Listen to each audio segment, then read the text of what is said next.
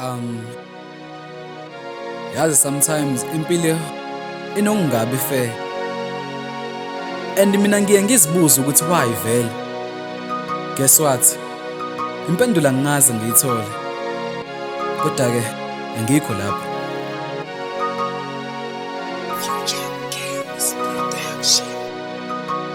Igama lami uCobole Nkosi wakamvemve. Ngicela ukunixoxela istory, ngicela ningivumele.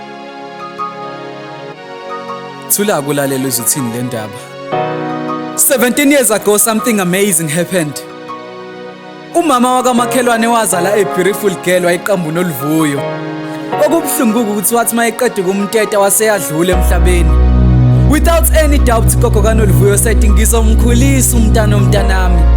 She was beautiful kusukela ebuncaneni.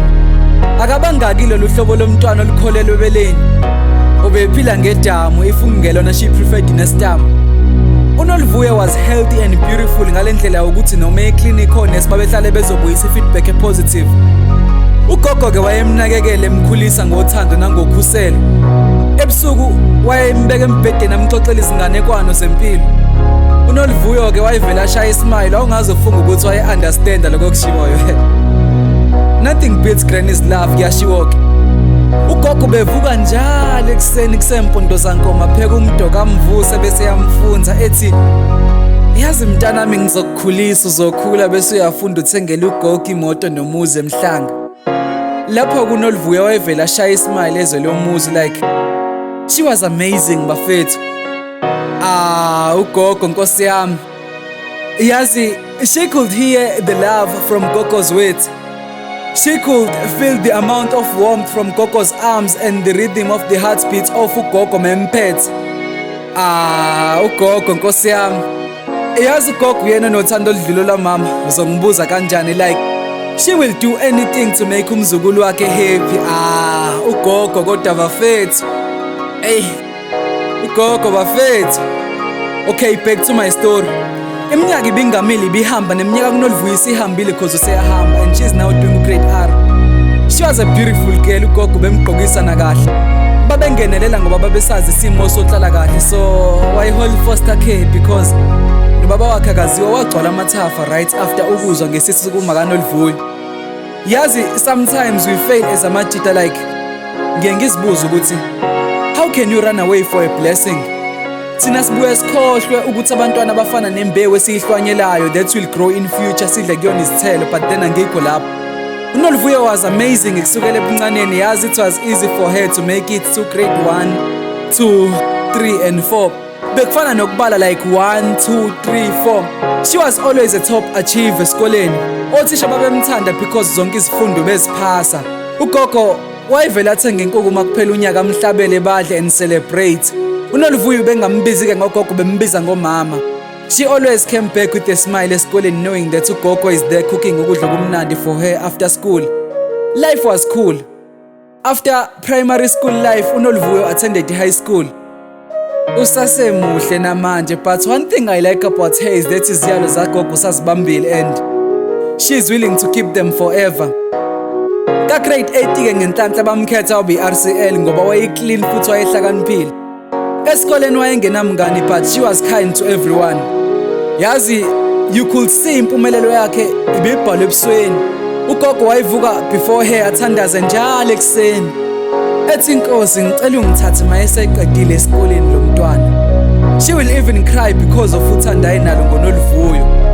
She will sometimes walk with her ensimini amkhombisa ukuthi kutshalwa kanjani. She will sometimes hide some money for her ukuze abe ne pocket money for inyanga yonke. The love was amazing bafethu. Sometimes impilo inokungabi fair but bahlale bekhona abantu abasithanda noma kunzima and labo bantu bayenze be-easy life. uNoluvuyo uthando lwagogo kuphela elazi that's why noma sebemlandela abafana wayebachitha kalula. She wanted to make uGogo proud and bekwenza kalula because njalo wayehlele i-top achiever ngoba isifiso sakhe kwakuvusa ikhaya because kwabanye abantwana umuzwa kubo oba yihlaya. Now yazi ke some people will always drag you down but she kept her head up high. Ubethandaza ke makufika ubunzima because njalo ngesonto behamba nogogo beyenkonzweni. Yazi uNoluvuyo is amazing bafethu ngiyantshela. Grade 9 and grade 10 were easy for her, so she's now doing a grade 11, which is a very tricky class. But ugogo was always there to support her. Wayehlala emeseka, emkhulekela, emlekelela la ekwazi khona. But then before the end of the year, ugogo wagula and it was hard for uNoluvuyo, but kwagcina ngcono kugogo and uNoluvuyo was relieved because wayesenokukhathazeka.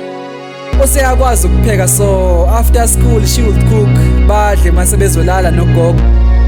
Babengasokoli inhlobo because they got support from social workers monthly. Cabanga-ke uNoluvuyo waphasa waya matric. Waphasa kalula nakhona wa-excela until the end of the year. Ugogo wamenzela umsebenzi wembuzi just to show her how happy she was ngokusebenza kanzima kwakhe. Ekuqaleni konyaka olandelayo they were going to fetch imiphumela. Ugogo wayivuka njalo ekuseni athandaza yedwa azakhale like she had pains, but ubefihlela uNoluvuyo because she knew very well that uzophenika. Then ngosuku lwama results wayejabule uNoluvuyo. Ugogo wavuka wabenzela ibreakfast bobabili badla, wamupha namazwi amnandi. uNoluvuyo engasakwazi ukulinda ngoba uyazi ukuthi usebenze kanzima. Nangesikhathi kubizwa igama lakhe wathola ihaki ku-class teacher wakhe wasethatha istatement sakhe. Wow, like you won't believe. Eyaba u5 nakhona bonke bawo 90%. Ngesikhathi esendleleni waphuthuma ekhaya ukuyokhombisa ugogo ama-results ayewatholile. Kodwa-ke bafethu ngeke ngasho ukuthi impilo unfair. Ngesikhathi efika ekhaya wafica igazi ekhishini. Ngokukhulu ukuphuthuma wathi mayefika erumini kagogo wathola ugogo lelo khukhwini nencwadi eceleni kwakhe. Noluvuyo mntanami, umthandazo wami nsuku zonke bekuwukuthi umdala ngithathise uqedile esikoleni. Esiqamelweni sami ikhona imali yokuthi uyobhalisa enyuvesi, mina ngizoba idlozi elihle. I mean, like umuntu ofuna ukumenza be proud ngawe kube uyena okushiyayo. Why impilo ibe unfair?